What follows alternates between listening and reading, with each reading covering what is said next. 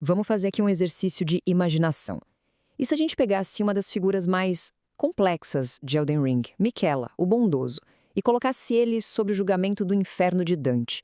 É isso aí, vamos julgar o Miquella. E isso já nos joga direto no centro da questão. A tal da bondade, a compaixão, e se, levada ao extremo, ela virasse uma arma? E se essa busca do Miquela por um bem absoluto, na verdade, levasse ele à pior das transgressões? É exatamente isso que a gente vai investigar. Bom, então vamos só definir as regras do jogo, né? Isso aqui é uma simulação. A gente está usando o sistema do Dante como se fosse uma ferramenta para classificar as ações do Miquela. É aplicar uma lei moral universal a um ser de um outro universo. Então, qual é o crime principal aqui? Bom, tudo começa com a habilidade mais famosa do Miquela, o poder de compelir a feição. À primeira vista, parece uma coisa maravilhosa, certo? Um dom. Mas, quando a gente olha de perto, a natureza desse poder se revela bem mais sinistra. E aqui está o pulo do gato. Isso não é carisma, não é ser um bom líder. A habilidade do Miquela é uma anulação completa da vontade de outra pessoa. É um sequestro do intelecto, da mente, justamente aquilo que para Dante nos torna mais humanos. É uma violência que não deixa marca na pele, mas que, olha, estilhaça a alma por dentro. E onde que essa violência foi usada da forma mais cruel? Dentro da própria casa dele, contra o próprio sangue. A prova mais forte contra o Miquela vem do jeito que ele tratou justamente aqueles que deveriam ser os mais sagrados para ele. Olha só esse dossiê de traições. Morgue, o meio-irmão, foi encantado e usado como um mero objeto, um veículo para depois ter o cadáver profanado. A Malênia, sua gêmea, foi largada na árvore sacra e se agarrando numa promessa que era vazia. E o Radan, a morte dele, foi planejada para transformar ele num fantoche eterno. A crueldade aqui não é por acaso, ela é fria, calculada e profundamente pessoal. Com toda essa destruição, a primeira parada que vem à mente na nossa descida seria o sétimo círculo, o dos violentos. Afinal, as ações dele levaram a uma guerra que, convenhamos, destruiu um continente inteiro.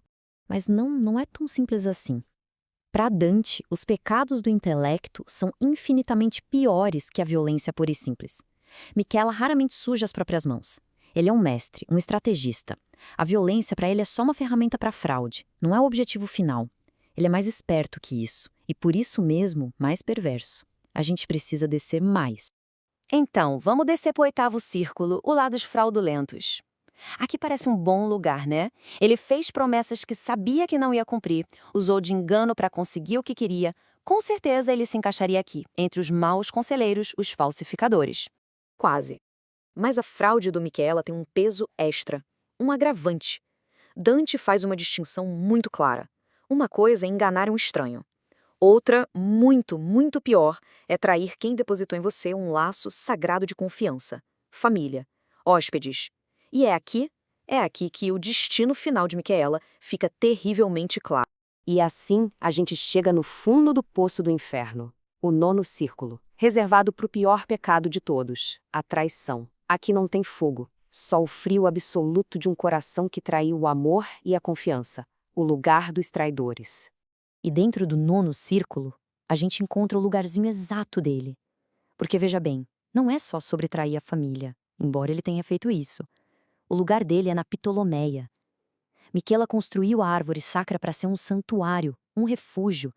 Ele se colocou como um anfitrião divino, convidou os rejeitados e depois abandonou todo mundo. Ele transformou o santuário num túmulo. Ele traiu seus hóspedes numa escala cósmica. E este é o resultado. A punição eterna. Olhem bem para essa imagem, porque é aqui que a justiça de Dante se manifesta da forma mais terrível e precisa. Vamos analisar cada detalhe disso. Primeiro, o abraço.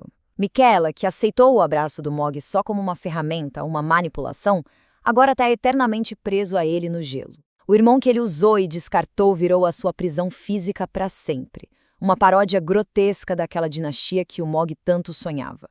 Depois, as lágrimas. A compaixão, que era a sua bandeira, agora é o seu instrumento de tortura.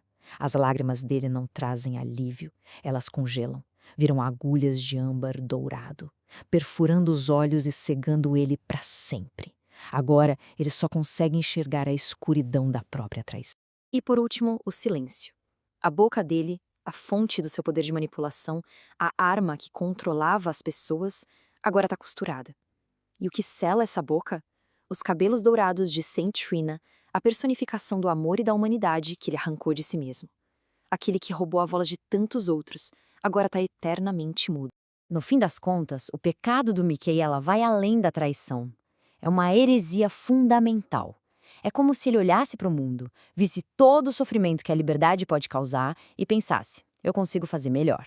Uma paz na marra, sabe? Uma felicidade obrigatória. Ele se colocou acima da ordem divina e, nessa busca cega para eliminar o mal, ele acabou se tornando a própria encarnação do pior pecado que existe.